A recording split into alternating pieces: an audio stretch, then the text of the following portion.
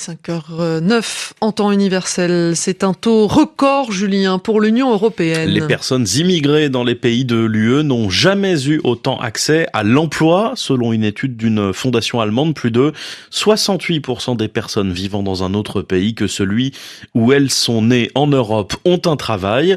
Les migrants intra-européens sont même moins touchés par le chômage que les populations locales.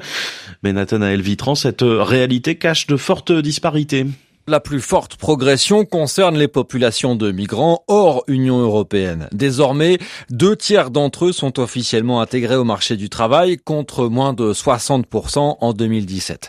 Thomas Sofratini est professeur d'économie à l'université de Milan et l'un des co-auteurs de l'étude. Les immigrés s'adaptent de plus en plus aux besoins du marché du travail européen. Ils sont plus flexibles, peuvent plus facilement se rendre dans les pays ou les régions qui ont besoin de leur force de travail.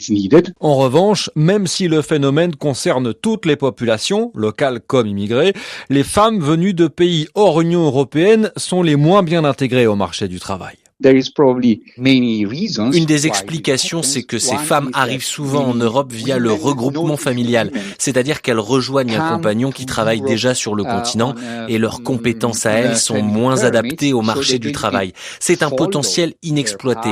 Si l'Europe trouve le moyen de mieux les intégrer, cela pourrait aider à combler les besoins de main-d'œuvre.